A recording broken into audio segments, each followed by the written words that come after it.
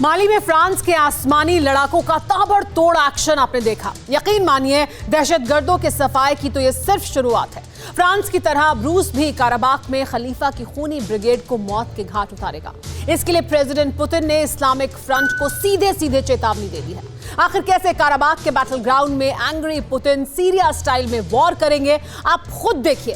Karabakh पर Putin का control, सबसे खूंखार एक्शन बिगिन। दम है तो रोक लो, कहा यह जा रहा है। विध्वंसक हथियारों के साथ काराबाख की सरजमीन पर जो बारूदी संग्राम छिड़ा है वो अब शांत होगा। आर्मेनिया के खिलाफ जो इस्लामिक फ्रंट तैयार हुआ था उसका अब संपूर्ण विनाश होगा, क्योंकि नागोर्नो काराबाख की जंग का पूरा कंट्रोल रूस के प्रेसिडेंट पुतिन ने अपने हाथों में ले लिया है। यानी महाबली की इस दफा एंट्री ही नहीं हुई, बल्कि इसके साथ ही जंग कैसे खत्म होगी, किस दुश्मन पर कैसे प्रहार होगा, ये सब कुछ पुतिन ही तय करेंगे।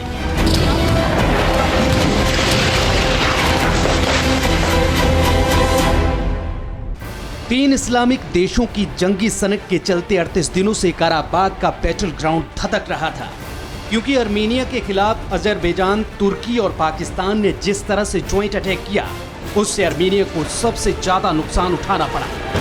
इतना ही नहीं, तुर्की और पाकिस्तान ने सिर्फ अजरबैजान में अपनी सेना और हथियार भेजे, बल्कि सीरिया और लीबिया से ISIS और आतंकियों की ब्रिगेड को भी आर्मेनिया के खिलाफ जंग में उतारा।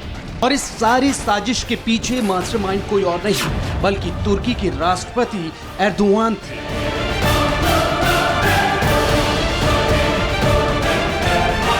काराबाख की जंग में दहशतगर्दों की जो ब्रिगेड पहुंची थी उसे लेकर आर्मेनिया ने खुलासा किया कि तुर्की ने काराबाख की जंग के लिए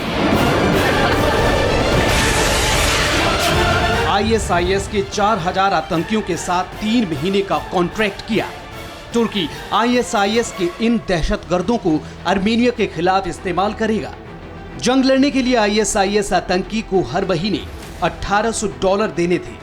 आर्मेनिया से लड़ने के लिए ISIS के 4000 लड़ाके अजरबैजान पहुंचे।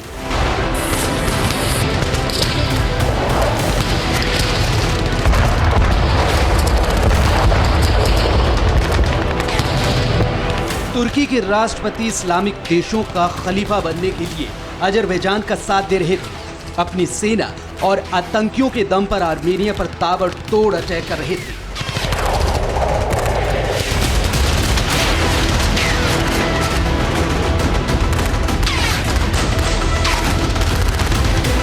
हूबहू तुर्की के नक्शे कदम पर पाकिस्तान भी जंगी सनक में फड़फड़ाने लगा। इमरान खान और बाजवा ने भी गलाकाट ब्रिगेड को काराबाख की वॉर जोन में भेज दिया।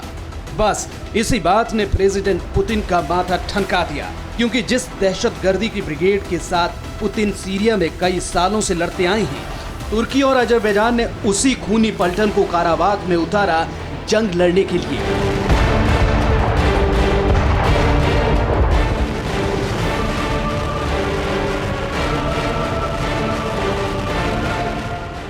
यकीन करना मुश्किल है कि सीरिया और लीबिया से आए दहशतगर्द सैनिकों के भेष में आर्मेनिया की फौज से जंग लड़ रहे थे, वो भी बेहद खूंखार अंदाज में, क्योंकि तुर्की और पाकिस्तान ने अपनी जंगी खानों से हथियारों की खेप इन खूनी ब्रिगेड को सौंप रखी थी।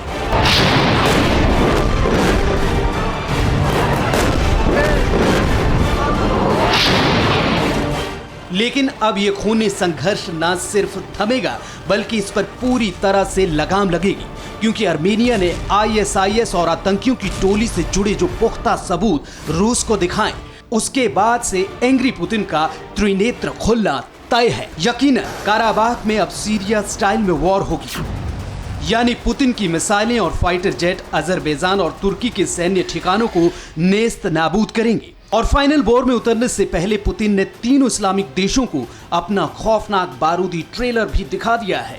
रूस के ऑपरेशन क्लीन में फ्रांस का शामिल होना भी तय है, क्योंकि लगातार टेरर अटैक से गुस्साए फ्रांस ने माली में अल कायदा के ठिकानों पर एयर स्ट्राइक कर अपने मंसूबे साफ कर दिए हैं कि वो इस्लामिक मुल्कों के सामने झुकेगा नहीं बल्कि उनका सामना करेगा।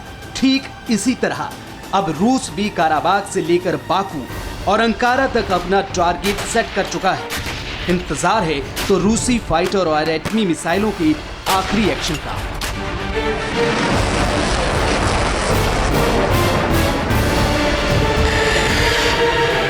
Bureau report, TV9 Bharatvarsh.